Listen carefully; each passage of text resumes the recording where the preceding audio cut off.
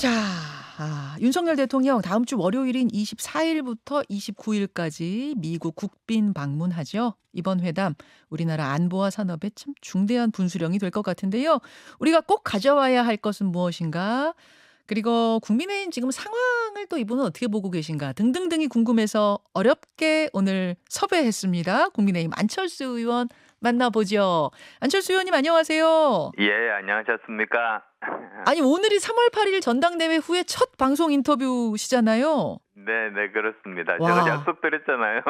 제일 처음 하겠다고. 아, 고맙습니다. 그동안 어떻게 지내셨어요? 네, 그동안 지역구 활동 열심히 하고 그다음에 또 제가 또 마침 가장 중요한 외교통일 상임위원회니까 예. 그 일 열심히 하고 있었습니다. 보니까 다음 달에는 마라톤 토크 콘서트도 하시네요. 저 토크 콘서트가 두 가지인데요. 예. 하나는 지금 현재 시점에서 우리 아이들 어떻게 기르면 될 것인지, 특히 이제 뭐 챗 GPT라는 게 그 교육을 굉장히 많이 바꾸거든요. 예. 그 다음에 또 하나는 저도 해보니까 정말 건강해야지 정신력도 훨씬 더 건강해지고 정신력이 건강해야 또 체력도 증진할 수 있어서 네. 이제 그 문제들 정치와는 전혀 상관없이 예. 여러 곳에서 이야기할 계획입니다. 아, 정치와 상관없는 콘서트, 교육 콘서트, 건강 콘서트, 특히 네, 마라톤 그렇습니다. 뛰면서 하는 콘서트 이런 거. 네.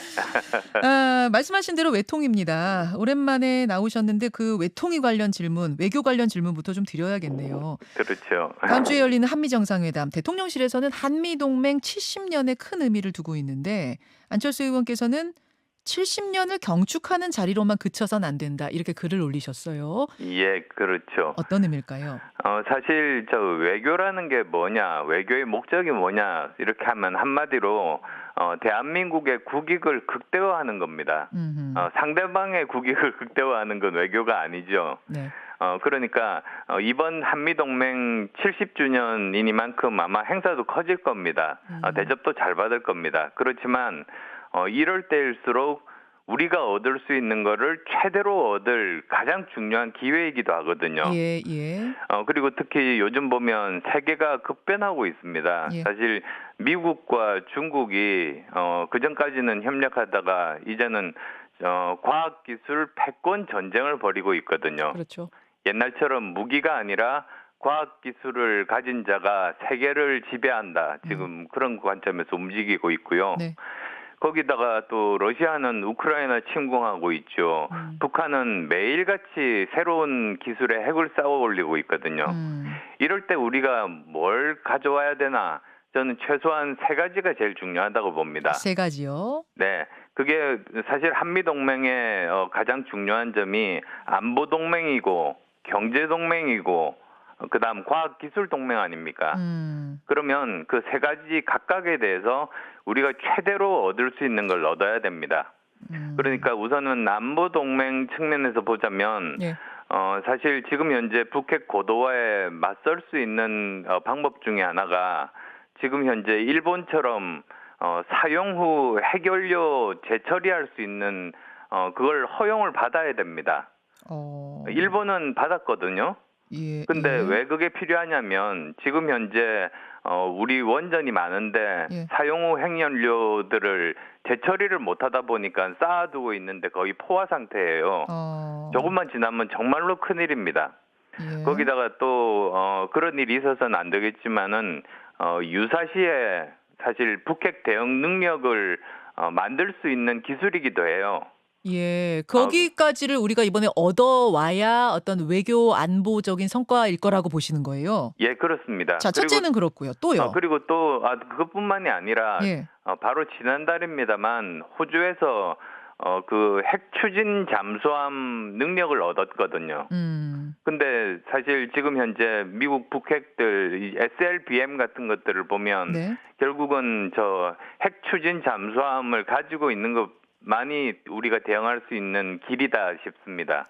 그래서 최소한 그 두 가지는 저는 얻어야 된다고 생각하고요. 그럼 안 의원님은 이 핵에 대한 입장이 핵 자체 무장론에 대해서 찬성이십니까? 아닙니다. 그건 아닙니까? 그건 아니지만 오히려 미국이 지금 현재 가지고 있는 핵을 예. 나토 수준으로, 나토는 약간은 다릅니다. 왜냐하면 나토는 지금 현재 독일 같은 곳에서는 아예 그 영토 내 핵이 있거든요. 예, 미국 예. 핵이 있거든요. 예. 그런데 저는 그렇게 하지는 말되 미국이 가지고 있는 잠수함에 있는 핵이라든지 또는 전투기에 있는 핵을 우리가 전략을 세울 때부터 함께 전략을 세우고 운용 결정도 함께 하고 그러면서 좀 더 실효성 있고 정례적으로 이것들을 제대로 우리가 쓸 수 있게 하자.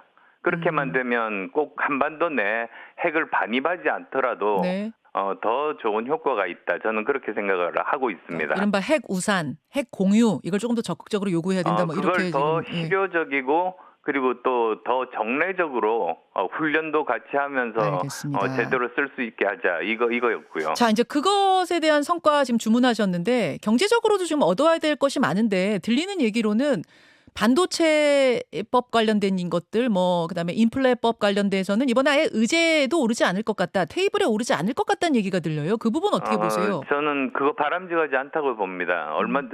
바로 어제입니까? 지금 지원하고 있는 그런 자동차가 예. 결국은 미국 자동차밖에 없다 이런 이야기가 있는데 그렇죠. 어쨌든 FTA를 맺고 있는 나라들은 최소한 거기에 포함되어야 되는 것이 아닌가라고 시행령에 추가로 못을 박는다든지 이런 것들을 해야 되고요. 이번에 가서 대통령이 그 부분 강하게 요구하고 와야 될 거라고 보시는 거군요. 예, 그렇습니다. 그래서 알겠습니다. 그리고 지금 현재는 반도체나 또는 그 자동차에 있는 2차 전지만 지금 이야기가 되고 있는데 사실 다른 분야들에 대해서 왜 이야기가 안 나오는지 모르겠어요. 지금 보면 우주항공이라든지 생명공학이라든지 예. 인공지능이라든지 양자 컴퓨터들이라든지 이런 더 많을 수도 있습니다만 알겠습니다.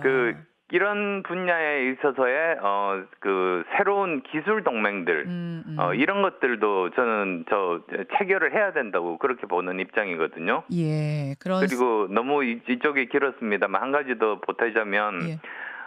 정보 공유 있지 않습니까? 예. 특히 이제 전 세계에서 우크라이나 전쟁도 보면 지금 현재 육상에서 전투가 벌어지고 있습니다만 사이버 그 전쟁도 지금 굉장히 치열하거든요. 그런데 전 세계에서 사이버 안보에서 가장 그 막강한 파워를 갖고 있는 세 나라가 러시아, 중국, 한국, 북한요. 그러니까 대한민국과 접하고 있는 세 나라 모두 다 그런 능력을 갖고 있어서 우리가 제일 위험합니다. 그래서 이런 사이버 안보라든지 정보 공유를 네. 예를 들자면 Five Eyes 안보 수준으로 격상을 시키는 그런 걸 얻어올 수 있으면 우리가 최대한 얻어올 수 있는 거죠. 알겠습니다. 한미 정상회담에 대해서 지금 여러 우려도 있지만 성과들을 좀 반드시 갖고 왔으면 좋겠다 이런 바람이시고요. 꼭 그렇게 해야만 저는 된다고 생각합니다. 지금 사실은 이제 윤 대통령 지지율도 하락세인데 그 와중에 열리는 한미 정상회담이기 때문에 더더욱 대통령이 성과를 얻어와야 되는 이유기도 해요. 지금 전당대회 치러진 지 한 달 반쯤 지났는데 당 지지율도 하락, 대통령 지지율도 하락, 동반 하락 그 원인은 어디서 찾으세요? 이런 문제는 사실은 겸허하게 제대로 객관적으로 상황을 파악하고 조치를 취해야 되는 거 아닙니까?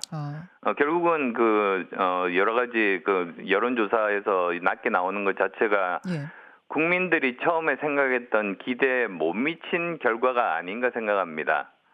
그래서 왜 5년 만에 이렇게 국민들께서 정권 교체를 시켜주셨는가, 국민의 바람이 무엇인가 이렇게 생각을 해보면 저는 세 가지 정도였던 것 같아요.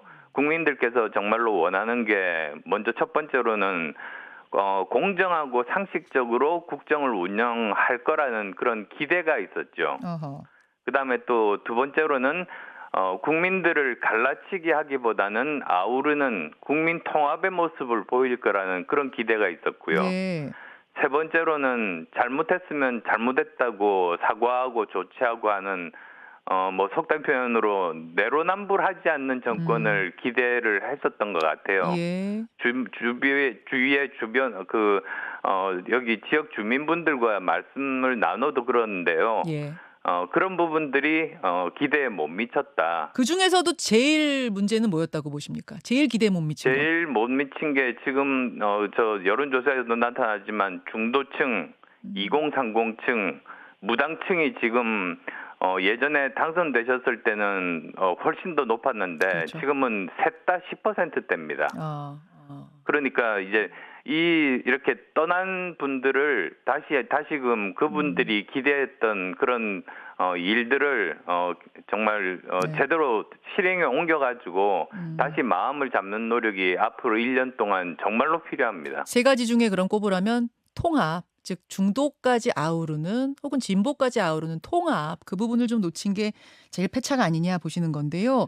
예. 그러니까 당 지지율 하락의 시작은 최고위원들 설화였어요.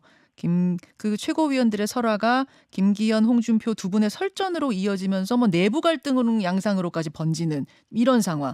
당은 어떻게 추스러야 된다고 보세요? 그러니까 뭐 지금 설화도 있지만 그건 이제 그 결과적으로 나타난 현상이고요. 거슬러 올라가면 저는 당신 100%로 이번 전당대회가 치러진 것부터 시작했다고 봅니다. 당심 100%로 룰 바꾼 데서부터 예견된 지지율 하락, 예견된 지금의 이 문제라고 보십니까? 네, 그렇습니다. 거기서부터 사실은 시작이 된 거라고 저는 보고 있고요. 왜 그럴까요? 그게 결국은 사실 민주당도 이재명 현 대표가 뽑혔을 때 보면은 계속 지속적으로 당신보다는 민심의 여러 가지 비중을 점점 높여가는 추세였었거든요. 그래야지만이 지도부가 뽑혔을 때 민심으로부터 인정을 받고 그리고 또 총선은 민심이 결정하는 거니까 총선에서도 어느 정도 성과를 거둘 수 있을 거라는 기대가 있는데 우리 같은 경우는 그것과 완전히 반대로 간 거죠. 그래서 그러다 보니까 사실은 결국은 민심에서 멀어져 버리게 됐다. 저는 그렇게 생각합니다. 앞서 말씀하신 그 중도가 떠나는 이유 뭐 이런 거랑 다 연결된 거라 보시는 거군요. 그래서 그러다 보니까 강성 지지층에 뭐 좌우하게 되고 그래서 사실 뭐 전 국민 중에서 국민의힘 지지자분들이 많으시기는 하지만 그분들이 전부 다 당원들은 아니시거든요. 예, 그러다 보니까 지금 이 결과가 있게 돼서 최고위원 한두 명 이렇게 징계를 한다든지 사퇴를 한다는 걸로 저는 이게 해결되기 힘들다. 그렇게 생각합니다. 지금 윤리위가 다시 가동이 되니까 윤리위원장 최근에 뽑혀서 다시 가동되니까 거기서 뭐 누구 최고위원은 6개월 징계다 아니다 1년 징계다 지금 그러고 있는데 그걸로는 저는 근본적인 해결책이 안 된다고 봐요. 일단 거기에 대해서는 찬성이세요? 그것도 쓸 수 있는 방법 중에 하나인데요. 좀 더 근본적으로 제가 말씀을 드릴게요. 여당이 해야 되는 일은 저는 두 가지라고 보거든요. 첫 번째는 대통령실에서 하고자 하는 일을 이제 국회에서 제도적으로 뒷받침하는 거. 그건 뭐 여당이면 뭐 당연히 해야 되는 일인데요. 두 번째가 뭐냐면 사실 대통령실이 민심과 직접적으로 닿을 수 있는 그런 통로는 없는 거거든요. 근데 오히려 정당이라는 것은 지역구 의원들이 대부분이기 때문에 민심을 제일 잘 알 수가 있습니다. 그렇죠.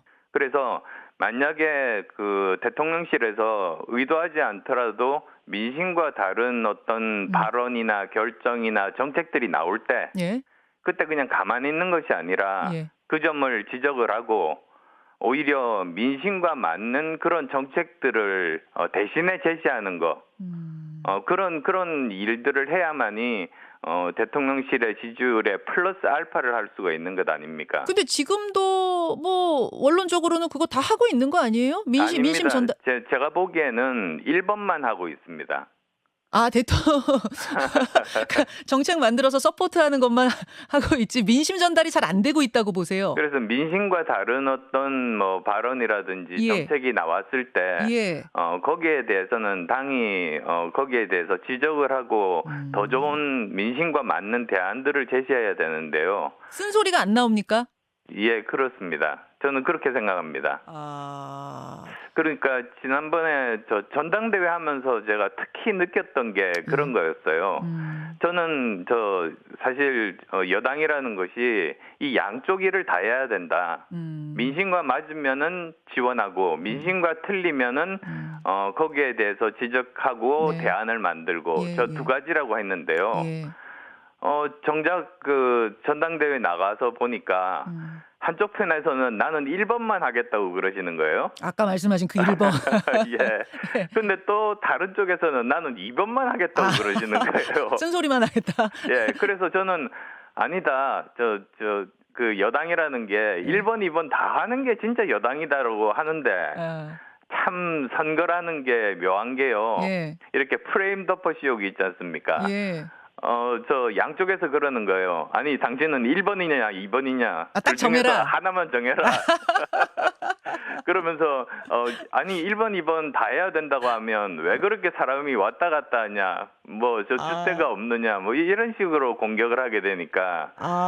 이게 어떻게 보면 굉장히 비합리적이고 약간 더 좀 쓴소리를 제가 말씀을 드리자면 이런 거야말로 반지성주의가 아닌가. 반지성주의요? 예. 지금 여당에서 반지성주의가 벌어지고 있다고 보세요?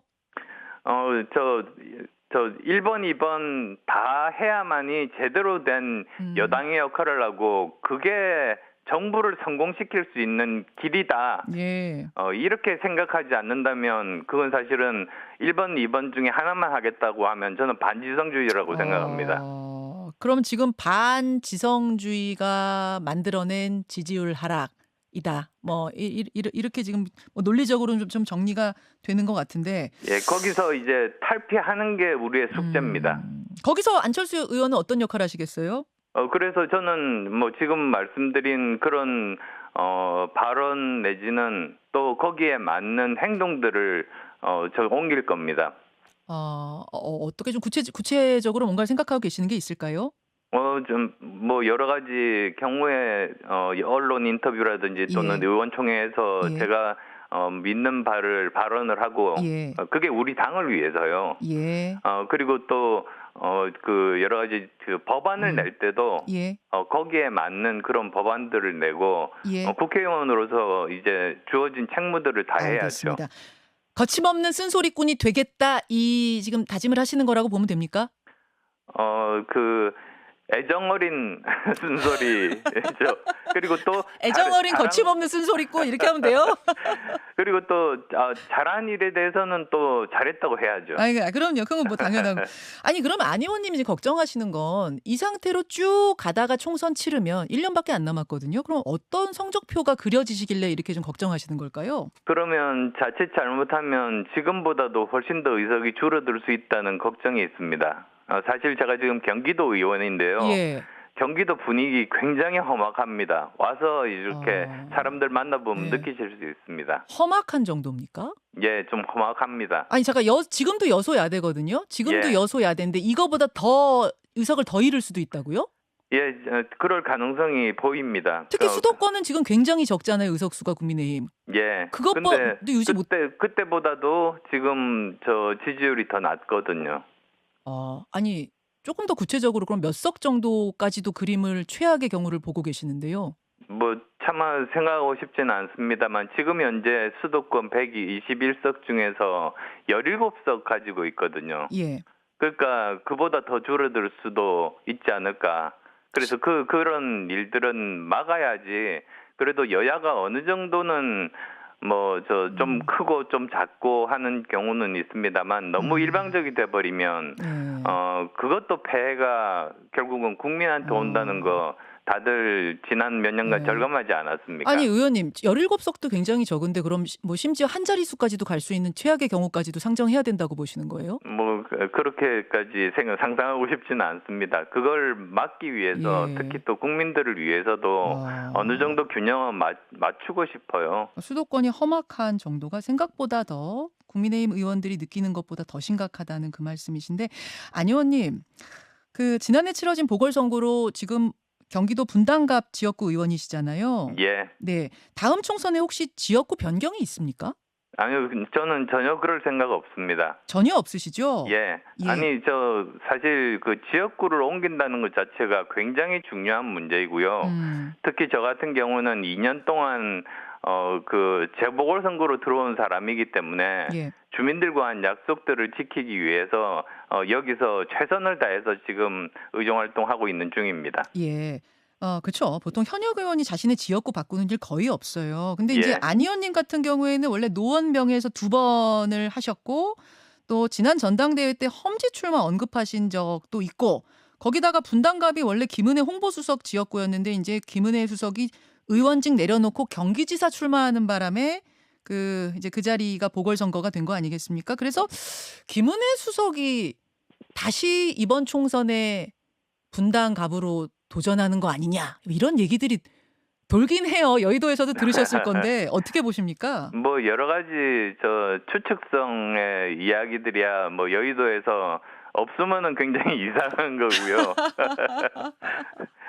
저는 지금 현재 하고자 하는 일들 이런 것들이 워낙 많기 때문에 그런 현안에 집중하고 있습니다.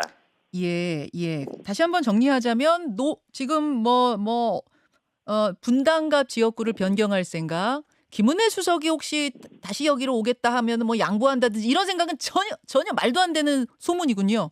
이제 여기로 오시지는 않을 것 같은데요. 않을 것 같은데요. 예. 뭐 얘기 좀 해보셨어요? 아니요, 그렇지는 않습니다만 예. 보통 지금까지 뭐 정치라는 게 1, 2년 한 게 아니라 예. 역사가 있기 때문에요. 예, 예. 지금 그렇게 온다는 거는 그러니까 이게 정치의 도의상 말이 안 된다 이렇게 보시는 거군요. 예. 알겠습니다. 알겠습니다. 시간이 별로 안 남았는데 제3지대론이 요즘 나오고 있습니다. 예. 여당도 야당도 싫다 하시는 분들을 위한 제3지대 신당 창당론 금태섭 전 의원이 공개 선언했고 김종인 위원장이 돕겠다고 했고 제3지대에서 총선 성공한 사례가 거의 없는데 안철수 의원이 국민의당으로 녹색바람으로 성공하신 적이 있지 않습니까? 예, 예. 경험자가 보시기에 이번 제3지대 신당은 어떻습니까? 가능성. 객관적으로 말씀드리면은 이 양당의 실망한 유권자가 이제 앞으로 계속 늘어난다면 저는 가능성이 있다고 봅니다. 그리고 만약에 그런 일이 생긴다면 가장 큰 타격을 받을 당은 민주당이 아니고 국민의힘이라고 봅니다. 국민의힘 왜 그렇죠? 왜 민주당이 왜냐하면 지난번 대선 때 이렇게 보시면 2030이 지지하고 중도층, 무당층들이 지지를 해서 0.73% 겨우 이겼거든요. 그렇죠. 근데 이 층들이 실망이 굉장히 커서 지금 10%대인다가 저 3당이 생긴다면 이분들이 다 그쪽으로 가실 겁니다.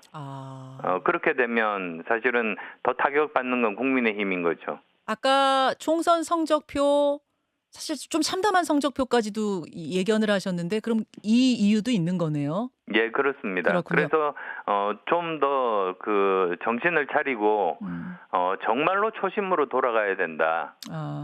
그래서 이 국민의힘이 단순히 저는 당정일체라는 말은 사실은 삼권 분립이라는 민주주의 그 기본 원칙과는 정면으로 배치되는 말입니다. 그렇게까지 지금 보시는군요. 금태섭 전 의원이 30석 가능성 얘기했는데 그럼 여기까지도 가능한 환경이라고 보세요? 몇 석일지는 저는 고민을 안 해봐서 모르겠습니다만 뭐 의미 있는 그런 의석을 가질 수 있다. 저는 그렇게 보는 입장입니다. 의미 있는 숫자면은 원내 교섭단체 20석이잖아요. 그 정도까지. 예. 그 정도도 열심히 노력하고 좋은 분들이 모이면 가능할 수도 있겠죠. 알겠습니다. 알겠습니다. 여기까지 오늘 전당대회 후에 첫 방송 인터뷰 함께해 주셔서 감사합니다. 네, 감사합니다. 예, 국민의힘 안철수 의원이었습니다. 김현정의 뉴스쇼는 시청자 여러분의 참여를 기다립니다. 구독과 좋아요, 댓글 잊지 않으셨죠? 알림 설정을 해두시면 평일 아침 7시 20분 실시간 라이브도 참여하실 수 있습니다.